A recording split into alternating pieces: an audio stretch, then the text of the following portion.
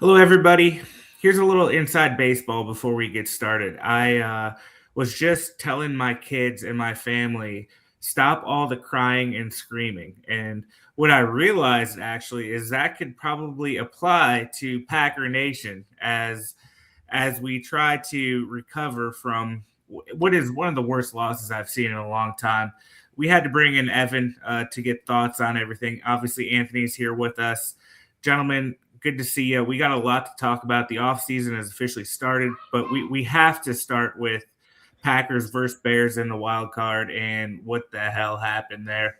Evan, I'm going to let you just say hello to everybody and let's hear some initial thoughts, man. Are you sure about that? I mean, how's everybody doing? I mean, hey, come on. I mean, that's up there with Seattle in 2014. That was rough. I mean, I think the craziest part of that game though is you go into halftime up 21-3, missing a field goal. You should be feeling good, right? But I don't think many Packers fans were feeling great. You missed the field goal and you're like, oh boy, they need to come out strong in the second half, or we're going to see what we just saw 3 weeks previous. I mean, it was kind of predictable. I think everybody saw it coming when the offense came out first drive of the third quarter and just was completely dead. Everything changed. We've seen it too much over the past 7 years. The Packers just can't put their foot on anybody's throat. They don't put anybody away, and they pay the price. They've paid that price all year. I think I saw a stat that's 6 games this year they've led by 10 late in the fourth, and they've lost all 6 of them. Oh. And I mean, when you do that, it just becomes to a point where you're almost numb to it. I mean, yeah, you go through that first wave of anger, sadness, whatever you want to call it. But at the end of the day, this is what this team has been. And I put on X shortly after the game that was the most fitting way for this season to end. It's been that way all year. This team has been one where if you give them a lead, they give it back. And I mean, hey, it bit them all season long, and it happened again to end the season. Anthony, I feel like you and I talked probably more than anybody on the internet about this team having the talent to do great things, but never being able to put it together. Yeah, it was just such a surprise. It was shocking to watch. Because Ev, I think you're spot on. It was you could feel it coming. Once the missed field goal happened at the end of the half, you're like, that was the first crack in the dam, and you're like, we've seen this story before. And if it was any other team on the other side, you'd be like, okay, that's all right. But it's this Bears team who's got, they're as lucky as you can get. You shouldn't even call it luck at this point. It's just what they do. They get behind and then they fight back. And, you just, when you let bad teams hang around, or you let teams that you should beat hang around, crazy stuff tends to happen, man. And it happened differently, in my opinion, Andrew, this time around. Usually it's all right, Jordan Love, Bozo plays somewhere, and it keeps another team in it. This one was hey, they just all went away in the second half. Offense, defense, special teams just all went away, and the Bears just were a snowball that just kept going and down the hill. And by the end of it, it was a full-on avalanche coming at the Packers, and ended up costing them, man. It was that was a fascinating way for that game to end. I think that's why, and Evan, we'll go to you because I think we can blend topic one and topic two, really. Because this whole conversation ultimately revolves around coaching, in my opinion. Anthony, you're talking about, okay, if we could pin this on Jordan Love, or we could pin this on special teams, or, Keyshawn Nixon gets beat 10 times on defense. You can take it and pin it on one player or two players. You even say, here's where one play made the difference. But we're not just talking about one play. We're talking about a special teams, malpractice with 7 points, a touchdown difference in missed one missed extra point, 2 missed field goals. We're talking about coming out in the third quarter with a punt, and then a punt, 2 3 and outs, and then might as well have been a third 3 and out. It was just a 5-play drive. So there's offensive malpractice. Defensively, everything the Packers were doing in that first half, they seem to have forgotten about in the second half. Now, granted, they were out on the field a lot, so I think you can kind of understand why maybe that happened, but still, that's why I think this whole conversation comes back to coaching. Because if you're one team in the first half and you're another team in the second half, and then the other team is completely opposite, something is going on here, right, Ev? Well, I think you see, on one side you've got LaFleur, who, we've talked all year that, man, he's just not the right guy to lead this team to a Super Bowl. But on the other side of the field, I'm going to give full credit here to Ben Johnson. Megs, you said it best. You saw a Bears team that they just kept fighting, man. They just kept coming at the Packers, and the Packers just looked dead in the water. That is coaching.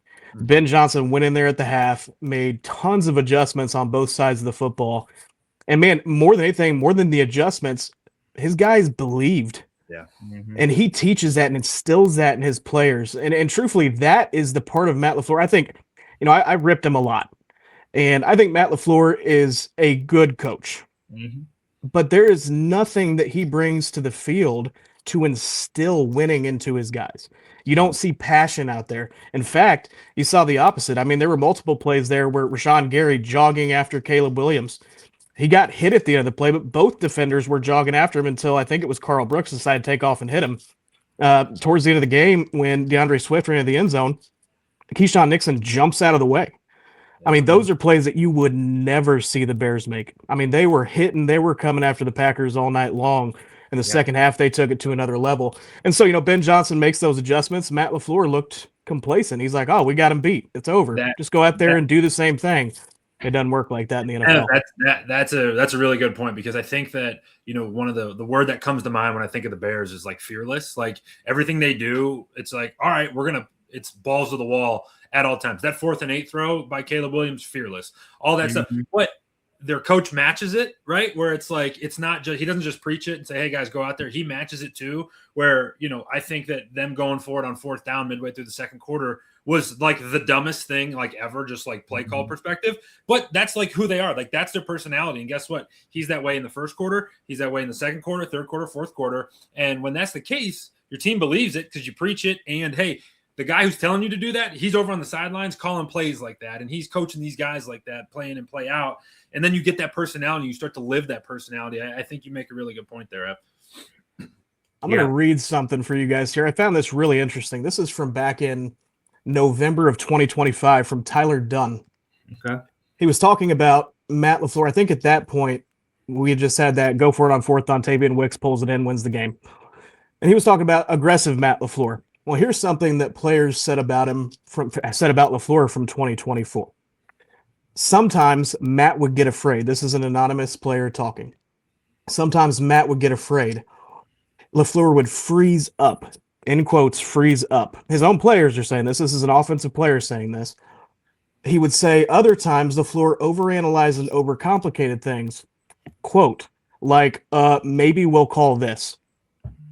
Those are direct quotes from a player that's getting the play call in. It also says that they would be waiting in the huddle, and Jordan Love is just sitting there waiting for a play call to come in, and it got so late in the play clock, you got to call a timeout or you got to take a delay game. How many times did we see that this year? We saw that at the end of the Bears game. Those same quotes are damning for Matt LaFleur. So, I mean, I'm curious to hear your guys' thoughts after hearing that. Let me go first because I have a and yet to add. And I am fully right now on the fire Matt LaFleur train. And I think I've slowly gotten there over the course of the season. I'm there now. But welcome. Thank you. Your seat's warm. Evan's been saving. Yeah, Evan, he's been. My seat's one row behind. You guys are just still waiting for me to get there.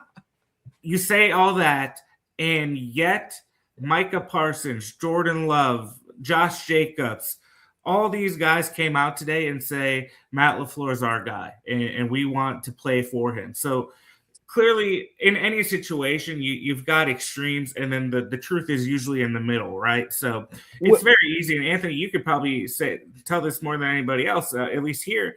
There's people who don't like the coach. It happens, and you've got stuff to say about it. But so how do we rectify what you just said, Evan, which I think is true, but then also the fact that these guys are coming out and they're full-throatedly saying we want LaFleur. Let me cut in real quick. And then I want to hear, Megalyn, I want to hear what you have to say because I'm curious about this. Yeah. There is something called a player's coach where you're buddies with your players. Yeah.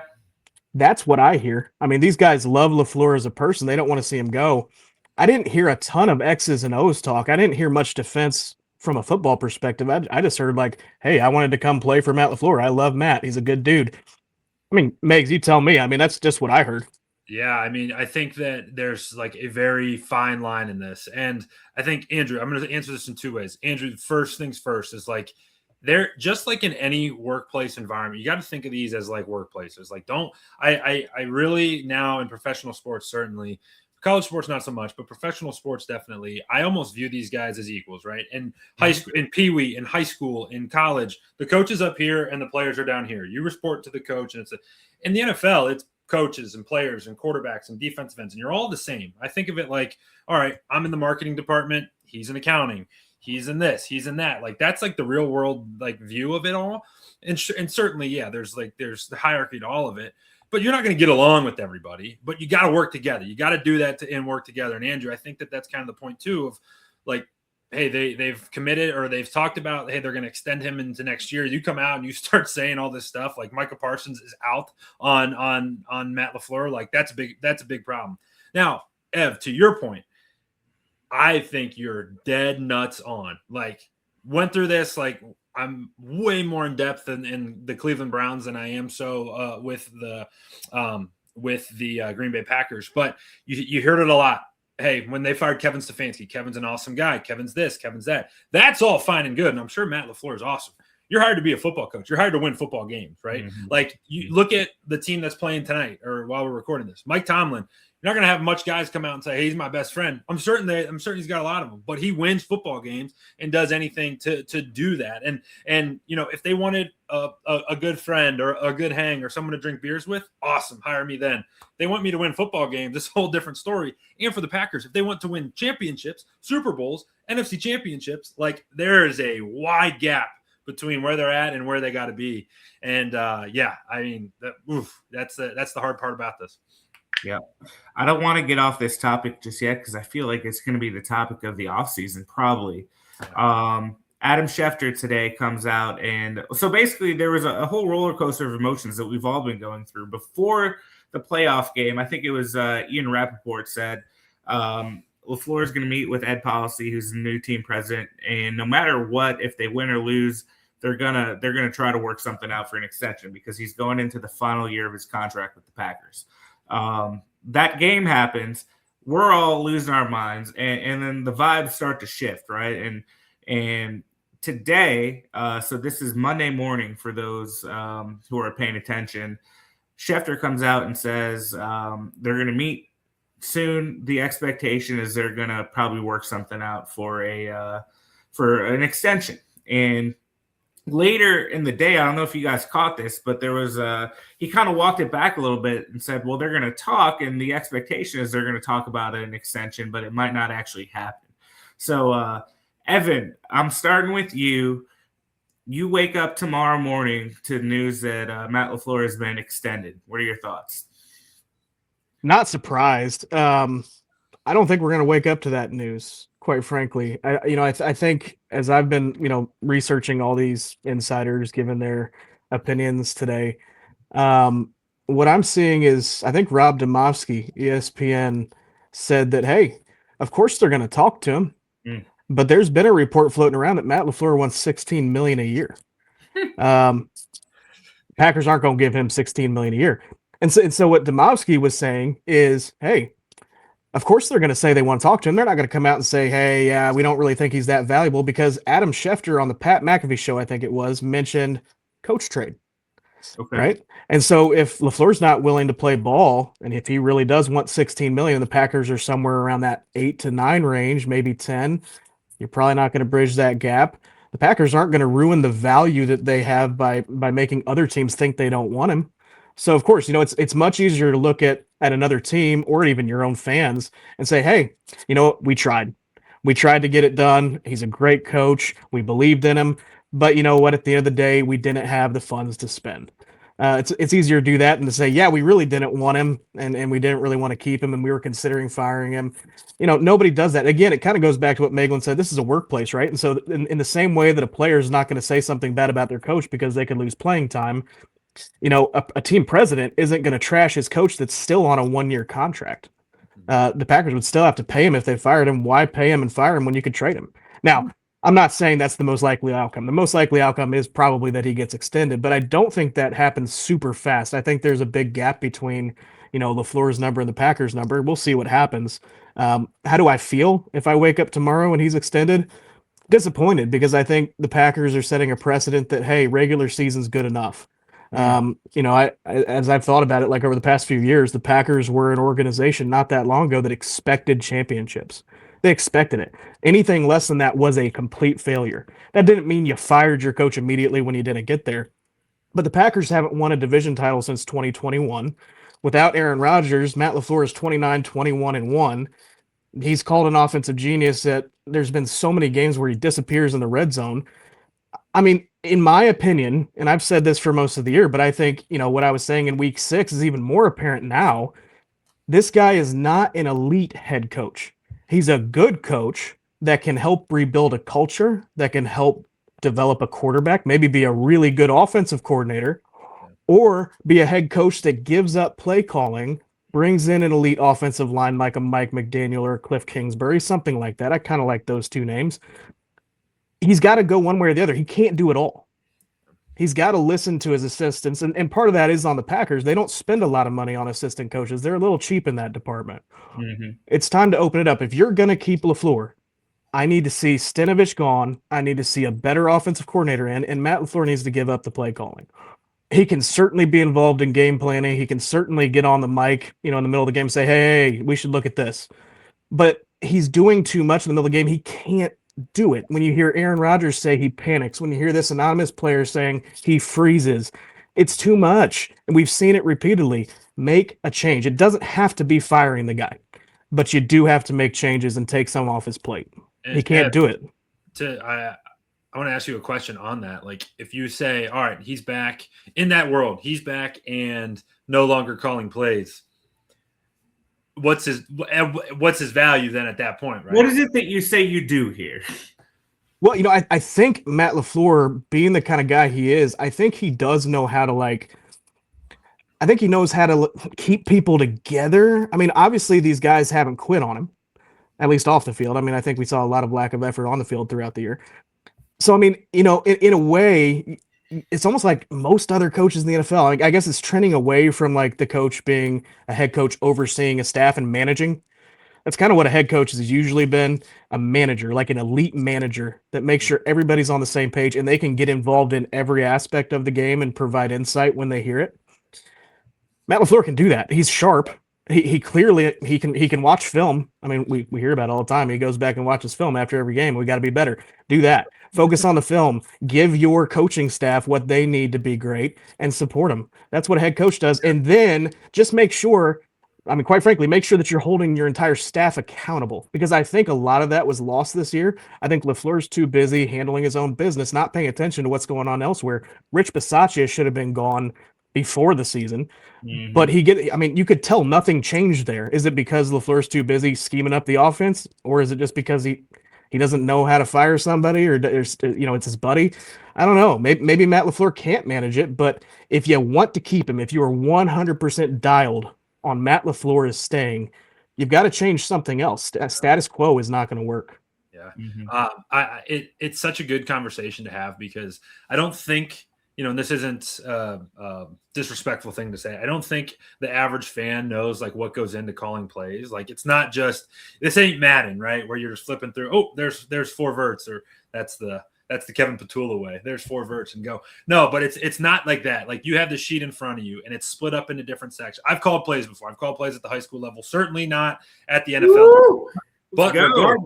But regardless, you have this sheet in front of you, right? And it's first down. Here's your starters are here. And then your seconds and longs, your third and longs, your third and shorts, your red zone. You have this whole menu, right? And then as the game progresses, stuff starts to change. You get your Sharpie out, you cross this out, you add this in, you do this. You're talking to your receivers coach about the coverage he's getting, or hey, what's Jaden getting? When is he getting press? Is he getting off press? All this stuff goes into it, right? And when you're the head coach, you don't realize that, all right, when the defense is off the field, that's when the offense is game planning and making their adjustments. Well, if the head coach has to be focused on, hey, I got to call the timeouts, I got to throw the challenge flag, I got to talk to the refs, I got to do this, I got to do that, then you lose out on all of that. It's such a good point where it's honestly the guys like McVay and Shanahan And, the guys who are successful at it, the guys who can call plays, Liam Cohen, Ben Johnson, right? Where that is honestly like a very hard thing to do. It's an exhausting thing to do. And sometimes you lose your superpower, right? The reason why Matt LaFleur is here is because he could call plays. He's the best. He's one of the best in the game at calling plays. But when you put him in that head coaching role, you take him away from calling plays and really scheming it up. And it's like this fine line where you got to draw. And like, honestly, like, you pull him off that, and I go to like, what's his value, right? Like, where do you help us win football games? There's still ways to do it, but I think it's a really good conversation to have. Fun fact, did you know he was the offensive coordinator on the Atlanta Falcons team that blew a 28-3 Super Bowl lead? Yeah, it's in the There's DNA. a trend that follows that guy, man. Yeah, it's in the DNA. Ironically, had he had Madden hooked up and just did Ask Madden in that second half, we would have won. We would have run. That's depressing. That's depressing when you put it like that. Yeah. All right, let's move on from LaFleur. I'm sick of talking about him right now. Topic number 3. So here's a little bit more inside baseball for the listeners and the readers. Oh boy. After the game, there was some heat, right? There was some heat. We're all feeling it. And I felt one way.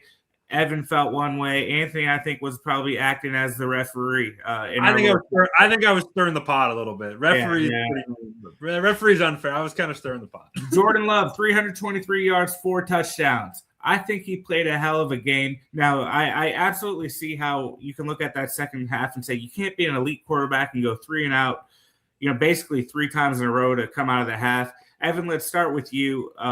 Again, I think he was far from the problem on Saturday night. Yeah, not the problem, right? But, there's 2 plays I want to point to in particular, and I think he played 99%, nearly a perfect game. The first play is of the third quarter. It was a 3rd and 2, I think it was. And the Packers had already punted once. He throws a noodle out of bounds on a 3rd and 2, clean pocket, just gets rid of it, gives up on the drive, off to the sideline. I'm not saying he could have picked that up with his legs, but man, like if that were a regular season game, I wouldn't have a problem with that. I wouldn't have had a problem with it. When you're in the playoffs and you can feel the momentum shifting though, and you're the star, you're the franchise guy, go try to make a play. Don't just noodle it out of bounds. That was the weakest look I've seen from a Packers quarterback since Don Majkowski. I mean, that was weak. And I saw that play and was just like, what in the world, dude? Like there was no passion in him. There was no fire. It was just, all right, just throw it away. Get rid of it. It's cool. No, it's not. It's not cool in the playoffs to do that. You watch some of these guys like Drake May. He goes and gets it, man. He'll put his body on the line. Justin Herbert literally should have fractured every bone in his body against the Patriots. The amount of hits he took trying to make plays. Josh Allen, great points. Jordan Love isn't doing that. And so I have a problem with that when your team is starting to slip. You just blew a lead to this team a couple weeks previously, and you just throw a wet noodle out of bounds on a 3rd and 2, a clutch play, where it did look like he had some space and a blocker in front of him. I didn't like that.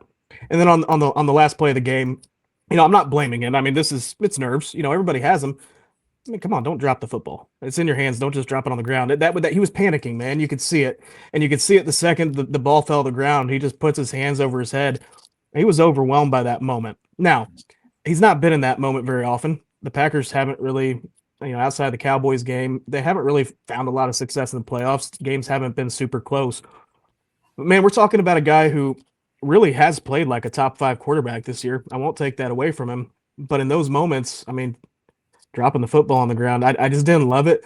It's nitpicking, and I don't blame him for the loss. Actually, the reason that they were in the game is because he played so well. Yeah. But there were some things that I'm just like, how much do you want this? Like that, especially that 3rd down play. I'm like, Rodgers would have never done that. You wouldn't have seen that one time. Favre, never. And the elite quarterbacks in today's game, you don't see that. I was just really shocked to see that. And he hasn't used his legs all year. And I've just been like, why? Is he not willing to put his body on the line for the team? I don't know. Andrew, I got a thought here. I don't want to monopolize this. You got to jump in because you were pro Jordan Love. Pro Jordan Love, yes. I I think Evan said it perfectly, man. Evan said it perfectly. And I'm actually going to hold my thoughts because I want to play a game with you guys here in a minute, and we'll get into that. But I'd like to hear what our quarterback has to say first. So I wrote about this after Ohio on our Ohio State site after Ohio State lost to Miami a couple weeks ago in the college football playoff. And again, this goes back to I don't care what level you're playing. It could be flag football, could be Pee Wee football, high school, college, Division 3, 2, 1, whatever, NFL. In the playoffs, the result of the game, the final part of the game, the quarterback's at fault, whether it's the win or whether it's the loss, right? It's either did the quarterback make a good enough play to win the football game or did he make too many bad plays to lose a football game? If it's 1, if it's 10, if it's whatever. This game is such a perfect example of that exactly. Jordan Love. 326, 4, had a quarterback rating of 80, had a QBR of or quarterback rating of 103, QBR over 80, played damn near flawless. No interceptions, no turnovers, whatever. On the flip side, you got Caleb Williams, 24-48. That's 50% completions, 361, an awesome number, but 2 touchdowns, 2 picks. And that quarterback won the football game because in the fourth quarter, when the best was required, when he had to clutch up and do it, he made the plays. And it wasn't just that 4th and 8 play. This had the same vibes. Ev, you brought it up. This is the same vibes as 28-3, where so much had to go right in that fourth quarter to score 25 points and to win this game. And he made play after play after play after play after play. And you look at these two, and the way we see it right now, like they're on 2 different spectrums because one is all-time clutch, whether you like it or not, and that's Caleb Williams. And the other one, it played a really good game, but when the best was required, it wasn't there. And like that kind of tells the story of this game. And you know, the final score also tells the exact same story.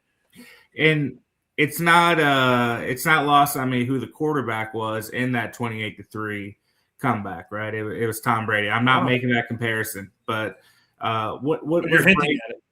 Yeah, well, what was Brady always known for? He wasn't the best athlete. He wasn't, he didn't have the greatest arm, but he had that quote unquote it factor. When the game was on the line, he'd go and get it. And maybe that's what it is with Love. I think you can look at it and say this guy's got all the talent in the world. The numbers are there. The athletic ability is there, but does he have that quote unquote it factor where you just know? Like when we knew what was it last weekend when Rodgers got the ball at the end of that game against the Ravens, and you just knew, well, he's going to score a touchdown. That's just what he does. And maybe, and I don't know, is that something that Love can develop? We'll see. Hopefully he does because he's getting paid a lot of money to develop that, and the Packers have put a lot of hopes and dreams in him. I'd be remiss not to just make this comment, though. I mean, he did throw a touchdown ball to Christian Watson that wasn't caught. That would have been his it moment. Obviously, he didn't catch it, so we can't even have that. But I mean, I don't want to make anyone think that I'm sitting here down on the kid. I mean, he played a heck of a football game. But Maitland said it best: when they needed him the most, the plays weren't made. I mean, is that his fault entirely? No, but that we've seen that quite a bit, over the last few years with Love. That those big plays when you have to have them. I really haven't seen many of those converted. Yeah. All right, let's play a game. The game is going to be called Jordan Love or. So what I'm going to do is I'm going to give you some quarterbacks, and I want to hear if you prefer Love or the other quarterback, okay? Is this a blind resume? Do we know which one's which? I'm going to tell you the actual names, okay? Yeah. So it's just going to be straight up opinion. Jordan Love or Jared Goff? Love. Oh, Love. Okay. Jordan Love or Sam Darnold? Love.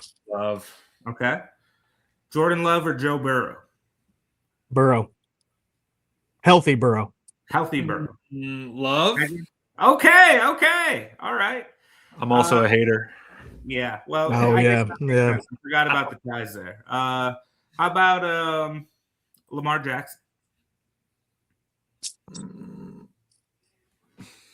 Hey, interesting. Right? Did we get to do the healthy or non-healthy? I got Lamar. We're assuming health. Yeah, Lamar. Yeah. If fully healthy, Lamar. Okay. Interesting one here. I could go either way. Justin Herbert. Love. Jordan. Okay. Let's see. Going down the list, I'm just literally going through who threw the most yards this regular season. Geno Smith. I think we're all Love on that one. Yeah. Love. Rodgers. Yeah. Oh You shit.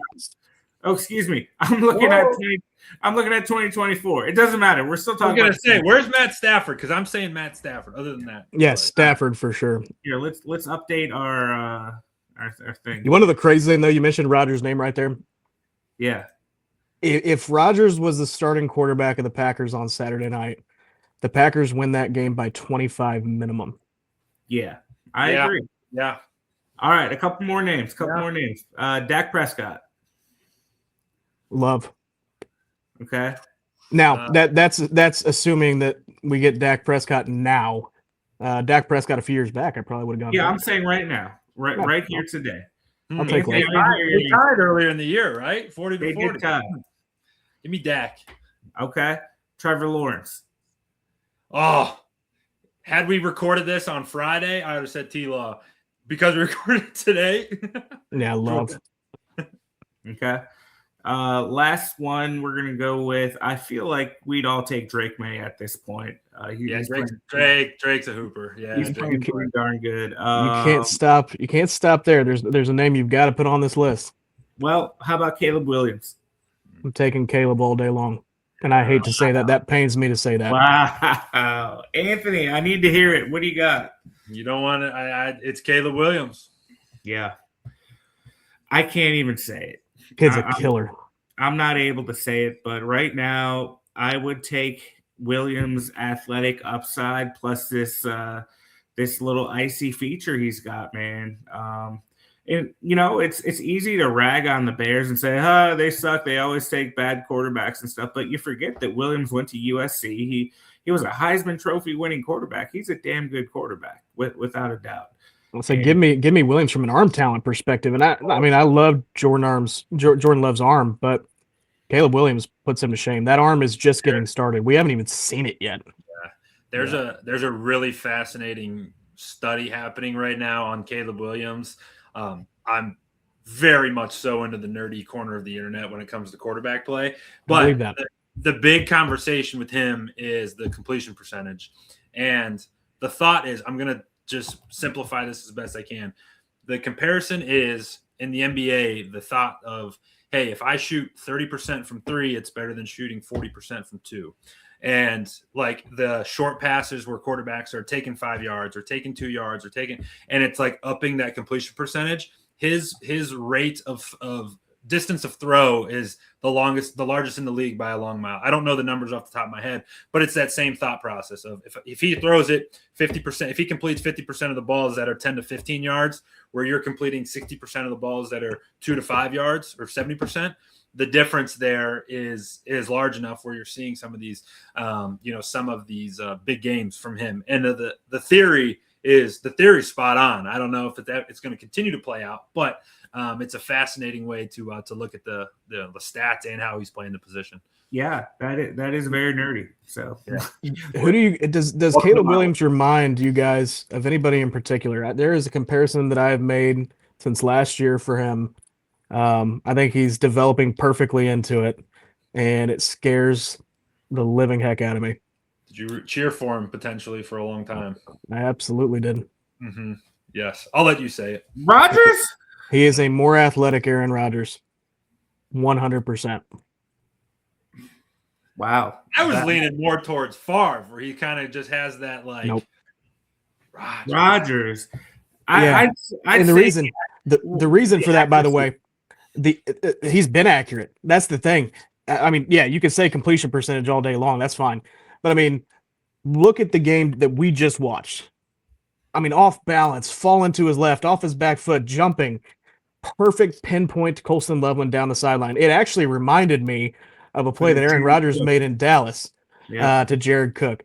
I mean, am I saying that like his arm is as talented as Rodgers? Maybe not, but I mean that comparison is there, and he plays an awful lot like Aaron. The escapability, the ability to extend the play. Rodgers was never as fast or as athletic, but Rodgers would get out to the outside and make a play down the field. And the funny thing with Caleb, he could take off and run a lot more than he does, but he's so good at throwing on the run. He's better throwing on the run than he is in the pocket. That was Aaron Rodgers all day long. I hope he never develops to that. I pray every night that Caleb Williams will not develop to be Aaron Rodgers. But man, I'm seeing a lot of Aaron in his game. Wow. I hate that. So I do too. Let's just move on. Delete that segment. Don't even put that out there. Hey, Let's cut that out. It's true though. I'm putting 4 and 5 together because we've been rambling. Let's talk about the offseason a little bit, okay? I'm not talking. We're not going to be going into mock drafts and anything like that. But I did have a thought today, and it was out there in the world, so it's not an original thought, but it really stuck with me. Essentially, this season or this offseason, the Packers, no matter what they do at head coach, they're essentially signing Micah Parsons, Tucker Kraft, and Devonte Wyatt. At least you're adding 3 star players back into this thing healthy. I think there's every potential in the world, no matter who the head coach is for this team to come back and be a competitor again. Now, do these issues pop up? Or can they close? Yada yada. We can go through that all off season. But Evan, what are your thoughts? Just real basic. I think if these guys get healthy, we've got a shot to get back to it. Yeah, I mean, we saw this team healthy as well, and I mean they lost to Cleveland. They lost to Carolina. Do I think they can come back and be a contender? For sure. I mean, but I think, really heading into the offseason, there's 3 things that I look at that they have to do if they want to compete next year. You could be fully healthy this year, and this same result probably happens. Maybe not the blowout comeback, garbage, but okay, number 1, the offensive line has to be better next year. That was awful. Run blocking was terrible all year long. Josh Jacobs didn't have a great year. I mean, the numbers are okay. Yards per carry is not great. Offensive line did not play well. Banged up again. Aaron Banks, obviously last year's big free agency signing, didn't really look great. Jordan Morgan didn't look great. Belton looked horrible. I mean, you've got to do something on the offensive line. 2, I mean, I think people are kind of missing the idea that Micah Parsons, I think some people just think he's automatic week 1. He said today he's targeting week 3. If he comes back week 3, I don't really expect Micah to be Micah until about week 10 to week 14. And so you probably need to bring in somebody off the edge. Enigbari is a free agent. He played a pretty big role down the stretch, and even when Parsons was healthy. Van Ness, is he the guy? Maybe. Rashawn Gary's got to go. I mean, he's going to be a cap casualty. So there's things you got to do to figure out the pass rush so that you don't try to rush Micah back. And so that's another. But the biggest key to this offseason, and I called this in week 4, and I've been on it ever since week 4. The secondary was the biggest problem on this team. It was hidden by Micah Parsons, but when you lose Parsons, it is the worst secondary in the league, bar none. You had Trayvon Diggs. We saw him for 1 snap. I mean, that's insane. Keyshawn Nixon's got to go. Carrington Valentine's got to go. What are you going to do there? So, I mean, as far as the offseason, you got to get 2 corners. You've got to get at least 1 pass rusher, and you've probably got to get at least 1 or 2 offensive linemen because I think Jenkins is probably going to be gone. Yeah, it's going to be a really interesting offseason. It's a lot of work. The Packers don't have a first-round pick. The Packers don't have a ton of money to spend. They have 21 free agents, including guys like Quay Walker. I think this team is going to look a lot different next year, and I'm really not sure it's going to be as good. But I think, you can come back and be a contender. Do I think they're a Super Bowl team next year? Probably not. That's just the cold, hard facts. That's the scary part about going all in, which the Packers did this year, because when it doesn't work, I don't envy a GM that pushes the chips in and it doesn't work, because the issues you just presented right there would keep me up at night every night. Like, you got to redo this whole team. It's going to be it's a challenging offseason facing them right now. Romeo Doubs, that's another name I didn't just mention. He's a free agent. He was arguably, Matthew Golden certainly could have a breakout year, but Doubs was go-to big play guy. Dobbs is going to be coveted around the league too. Like, a lot of these guys, that's the other part, is like, they're not just going to take a hometown discount. Like, they're going to go get theirs at some point. And I'll say, watch out for Josh Jacobs as a cap casualty. I will say that. Just keep an eye on that. Interesting. Well, maybe that's all the reason why you say, well, we can't necessarily shake this up in terms of an infusion of talent. Maybe we shake it up at the head coaching level and see if we can get somebody in here who can at least take the talent we have and try to push them over the top. It's going to be interesting to see. I feel just horrible now after talking to both of you. So, Evan, So thank you so much. We started down and we Tell you what, let me try to give you some reasons for hope. Sure. Because there are some little ideas that are just kind of floating around. Yeah. Some little ideas just floating around. I mean, all right, if you can go out and sign, one thing I will give the Packers credit on is that typically when they sign a talented player who may not have worked out somewhere else, they fix them.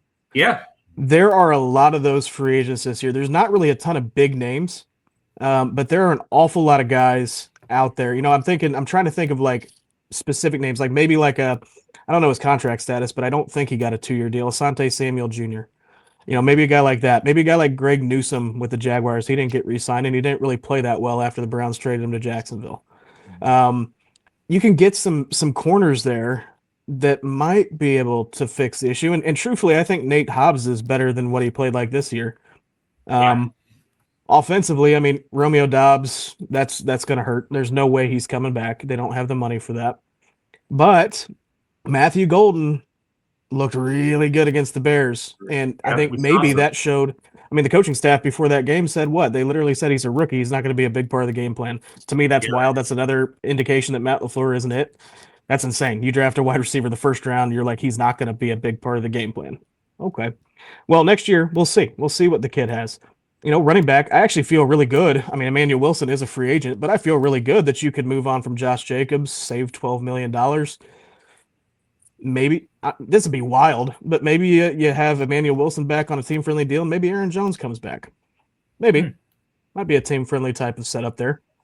Defensively, I mean, you've got your safety set. Evan Williams was a stud. Xavier McKinney, stud. Micah Parsons, stud. Lucas Van Ness showed me something. We'll see. Devonte Wyatt, stud. The defense, if you get 2 corners, 2 of them, you're going to be fine. Offensively, Jordan Love takes another step, hopefully. That's what we hope for. Maybe becomes Mr. Clutch, Mr. Ice himself. That'd be great. There's reasons, I mean, internally that this team can be better. But in order for that to happen, you do need a better coaching staff to make that happen. That's kind of where I'm torn because this team is good enough to win a Super Bowl. It's not good enough to win a Super Bowl when the players don't play up to their capability. So it just depends. I mean, is this coaching staff make adjustments to how they're coaching, to their scheme? Do they bring in, obviously, Hafley might be gone. Go get Brian Flores, please. Would love that. Absolutely love that. But no, I mean, it's not all doom and gloom. There's a lot of talent on the roster that's locked in, but you got to be really smart, and Gutekunst has to pick it up. His free agency signings, his 2 big ones were Nate Hobbs, Aaron Banks. Neither one of them played well. Yeah, those were stinkers. They were stinkers. I feel like the beatdown that we've taken in the second half of this season has made us forget how excited we were about Tucker Kraft. And I feel like he could be just a key to that offense. Being if you have Tucker Kraft against the Bears, maybe you don't lose that game, because you get a couple first downs here or there. Anthony, we got to let you talk, man. What do you think? Colson Loveland would be like exactly what Tucker Kraft could have been in that situation, right? Yeah. Where it's like, hey, he balled out and was largely the difference in the football game. Yeah, I don't think it's not all doom and gloom. It never is. It's never. I lived by this. It's something I learned when I was playing. It's never as good as it seems. It's never as bad as it seems. It's always somewhere in the middle. And while it hurts, a lot of these decisions, like firing the coach and moving on from guys. Move out a little bit, let it simmer. Don't make decisions, not you guys, but like don't make decisions based on emotion and kind of let the chips fall and then go and make your decisions. I don't think it should be all doom and gloom, Andrew. I think that there's going to be brighter days are ahead, my friend. We are the Green Bay Packers, and things could be so much worse. I think I saw that Garrett Wilson with the Jets, he was their leading receiver and he didn't catch a pass since week 4. October. Yeah. So, things could always be worse. At least wasn't he hurt though? Yes. It's still funny. Let's just make fun. No, he caught his last pass in October and finished the year as the Jets' leading receiver. That's how the funny part. Oh yeah, that's worse. Yeah. That's worse. Messed up. That is messed up. At least we are guaranteed to make the playoffs and then lose in heartbreaking fashion, right? And that extra week. That could it could always be worse. We could be the Browns. Don't. We could be the Browns. Don't do that. Watch the Browns, and I'm not going to make this a Browns show. Meglin, you should be excited. I'm telling you, you guys are. It's not going to be next year, by the way. Don't be excited for next year. But Deshaun Watson's contract comes off after next year. You guys are going to be able to do about what the Patriots did this past offseason, where you're going to have a ton of cash to spend. Do you have your quarterback? I don't know. Maybe you do. But you go out there and get you like a John Harbaugh. Get you, I like Mike McDaniel for you guys too. I kind of like that. That's a name that's floating. You're right, though. Yeah, I mean, go out and get you a head coach, and then get a good draft. And you got 2 first-round picks. Get your next shots year. now. Start spending some money, man. Start spending some money. You'll finally have it again. You guys might be back now, Andrew. Get them. What I love is with many teams, it's wait till next year. With the Browns, it's give it a couple years and see what happens. Okay, now do you feel better? Did you get it all out? There you go. All right, look at the smile. He's happy. Yeah. He's good. That's why we have you here. There's a congratulations in order for Evan. You're the best hubby ever. Congrats, man. You know it. Yeah. I have to wear it to remind my wife when she tries to hit me. You remember what you said on Christmas. Remember what you said on Christmas. You see this? You make sure she knows. All right, guys. Well, listen. I'm sure we're going to get back together here very soon because the beauty of the NFL is this doesn't end just because the games have ended. We just keep churning and keep churning and burning, man. So, Evan, Anthony, guys, thanks for joining me. Everybody, thanks for watching. If you made it this far, God bless you because, it was a wild ride, just kind of like this season. So, we'll talk to everybody soon.